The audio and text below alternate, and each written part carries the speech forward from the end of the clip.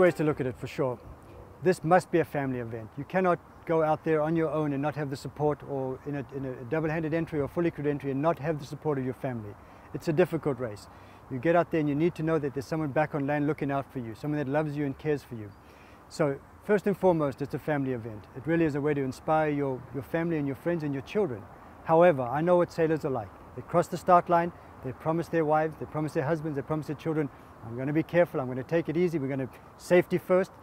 They look at the boat next to them, they trim the sails a little bit, look at the boat next to them, they start to pull ahead, the competition kicks in, the juices kick in. It's an out and out race. No matter what anybody says and whatever they promise before they leave, I know, having been there myself, that as soon as you get out there and two boats alongside each other, the competition kicks in. It's a full-on competition. In these round the world races, you know, the old days, boats used to finish days apart, sometimes weeks apart.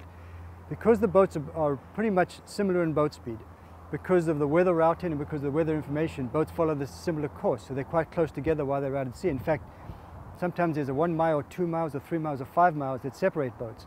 It's incredible. In a race after 2,000 miles, you find two boats crossing tacks.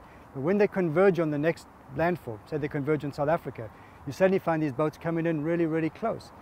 And that's when the racing really starts, because it's the first one across the finish line that wins. And if you're 1 minute behind them, you come second. It doesn't count. So the racing really gets competitive. And if you are second and you miss first place by 1 minute, you can think back over the last 4 weeks what you could have done differently, how you could have pushed a little bit harder, you'll kick yourself. So I know what sailors are like, especially sailors that get involved in something that's this challenging. They want to win. Despite what they say and despite the fact that we are a family event and we encourage people to involve their family in it, it's going to be a competitive race all the way. Imagine boats finishing within 2 or 3 minutes of each other. That's the kind of event it's going to be. It's going to be the Portugal Ocean Race, a true full-on round-the-world yacht race with the spirit of family.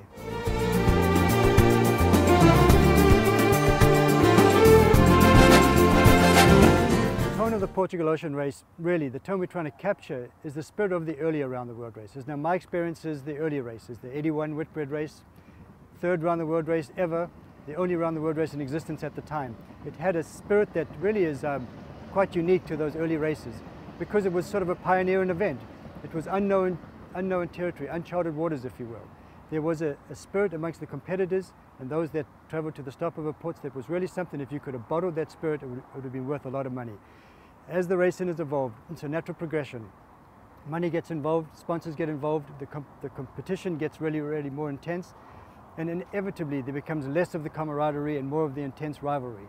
And I've noticed over the last 30 years of doing this, that spirit of the early round the world races, the camaraderie and that incredible sense of belonging, has disappeared. The top races like the Volvo Ocean Race, as they should be, they really are professional sporting events. There's just no way you're going to bare your soul to your competitor. They might gain a competitive edge over you. So there's just no way you let that happen. You cannot let your guard down. You cannot get out of the professional mode, and that takes away some of the essence of the event. The Portugal Ocean Race is there to recreate that event. It will be a competitive event. The real rock star sailors, the real elite sailors, the guys that really know what they're doing, they'll go off and do the Volvo race. They'll go off and do the Vendée Globe. We attract in not the amateurs, not even the everyday sailors. We attract in a unique bunch of individuals that want to do something incredible with their lives, that have some sailing talent. If they don't have the sailing talent, they can get some sailing talent. They can train with some of the best sailors in the world. They can even have some of the top sailors on board the boat to train them during the race. But the idea is to open up round the world racing to people that never thought they could do it. They thought they were locked out of the big events. They just didn't have the budget, they didn't have the expertise. The Portugal Ocean Race is for you, it's for them. It's for those people that want to come and do an affordable round the world race and do it safely. And we invite all sailors from all stripes, from male, female, all around the world, to come and join us in this amazing global adventure, the Portugal Ocean Race.